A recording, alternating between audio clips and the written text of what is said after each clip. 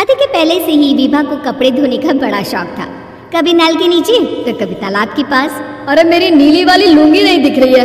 विभा की अम्मा, कहाँ रखी है लुंगी? अरे वो तो विभा ने परसों ही धोकर रखी थी आपकी अलमारी में, देखो वहीं होगी। वो ना मैंने आज धो दी, मुझे लगा कि गंदी हो गई होगी। अरे कैसे गंदी हो गई थी? उसे तो मैंने पहना भी नहीं।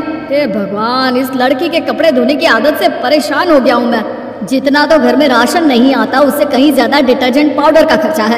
इसकी शादी करवा दो, शादी जाए अपने घर में ही करे काम, फिर चाहे घर के कपड़े धोने हो या पूरे गांव के। हाँ ठीक बोल रही हूँ, देखता हूँ मैं कोई लड़का। वो दिन भी आ जाता है जब विभा को देखने लड़के वाले आ जाते हैं। लड़की मुझे अच्छी लगी। होने वाली सास कहती है, बेटी अगर कुछ पूछना है तो पूछ लो। वैसे तो हमारी लड़की बहुत ही शर्मीली है, जो बोल दो वो मान लेती है, इसे क्या पूछना होगा। अरे कैसी बात कर रही हो माँ, मुझे इन लोगों के घर रहना है, सवाल तो कई है। हाँ हाँ बेटा पूछ लो ना, क्या पूछना है। आप लोगों के घर कपड़े कौन धोता है? सास का मुंह बन जाता है। देखो, अगर तुम ये कहना चाहती हो कि तुम्हें कपड़े धोने नहीं आते तो सुन लो, कपड़े मैं ही धोती हूँ, लेकिन तुम्हारे आ जाने के बाद मैं रुमाल तक नहीं धोऊंगी। अरे चुप रहना भाग्यवान, बहू बेचारी घर आई नहीं, उसे डराना शुरू कर दिया। वो क्या है ना बिटिया, अभी तक तो ये कल्लू की माँ ही धोती थी, लेकिन अब तुम्हारे पापा तो दहेज में वॉशिंग मशीन देंगे ही। तभी विभा की माँ बोल पड़ती है, सवाल भी पूछा तो क्या, वैसे भाई साहब मशीन की तो फिर भी कपड़े धोने की कैपेसिटी होती है। मतलब जो बिटिया दे रहे हैं ना विभा, इसे कपड़े धोने का बहुत शौक है। ये आप लोगों के क्या आस पड़ोस गांव मोहल्ले सबके कपड़े धो दे और उफ तक ना करे। बाहर देखा नहीं आपने कितने कपड़े सूख रहे हैं, सब हमारी बिटिया ने ही तो धोए हैं। बस भी करो ना माँ, शर्म आ रही है इतनी तारीफ सुनकर। और तो और एक दाग निकाल कर दिखाओ तो मान जाओ। हाँ अच्छा अच्छा, माफ करना बेटा, मैंने गलत समझा, हमें तो रिश्ता बहुत पसंद है। और ऐसे जुड़ जाता है रिश्ता कपड़े धोने का शौक रखने वाली विभा का। उसकी शादी हो जाती है कोयला फैक्ट्री में काम करने वाले कल्लू के साथ। शादी के बाद अचानक विभा चिल्लाती हुई सास के पास आती है, सासू माँ, अरे सासू माँ कहाँ है आप? ये तो धोखा है, धोखा दिया आप लोगों ने मुझे। इसे ससुर के चक्कर के बारे में पता चल गया। अरे तो उसमें तुझे क्यों धोखा मिला है? अरे नल में पानी नहीं आता, कपड़े कैसे कब धुलेंगे? अच्छा अच्छा, तो पानी नहीं आ रहा उसकी बात कर रही है। तो आपने क्या सोचा? कुछ नहीं। अच्छा तेरी माँ ने कहा था कि कपड़े धोने का शौक है, तुझे याद आया मुझे।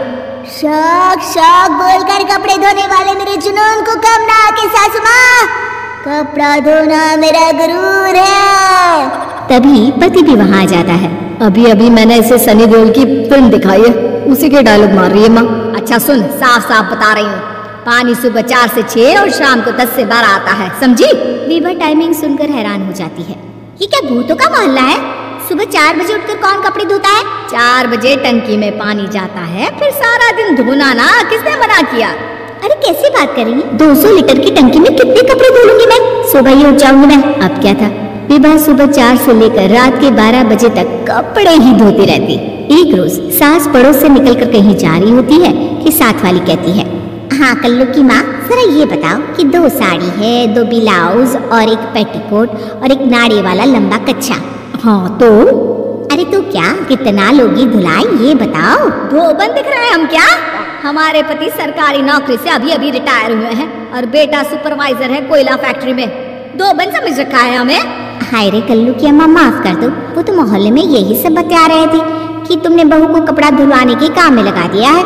सास को पड़ोसन की बात सुनकर गुस्सा आ जाता है। वो घर पहुंचती है जहां घर के बाहर ही इतने सारे कपड़े सूख रहे होते हैं जितने कि किसी धोबन के घर पर। अरे ओ कल्लू की दुल्हन, बाहर निकल। माँ जी यहीं आ जाओ, बाथरूम में चादर धो रहे हैं हम। अरे अभी हम धोते हैं, तुमको बाहर निकलो। ये आस पड़ोस वाले बोल रहे हैं कि हम बहू से कपड़े धुलवा कर उसे कपड़ा धोने वाली बना दिए हैं। अरे छोड़ो ना माँ जी, किन लोगों की बातों में आती हो? आस पास के लोगों का तो काम ही होता है कि वो किसी तरह सास बहू को लड़ा दे। बहू सारे घर के कपड़े धोती है, ये क्या कम है?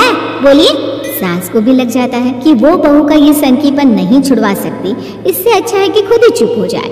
एक रोज सास और बहू मंदिर जाते हैं, जहाँ सास की साड़ी वहाँ खड़ी भीख मांगने वाली से मिलती है। माँ जी क्या बात है, आपकी साड़ी उस भिखारन से कितनी मिल रही है ना? हाँ हाँ देखो तो दोनों की साड़ी मिल रही है। क्या बात है कल्लू की अम्मा, तुम खुद को तो अफसर की बीवी बताती हो और ऐसी सिंपल सी प्लेन साड़ी पहनकर घूमती हो।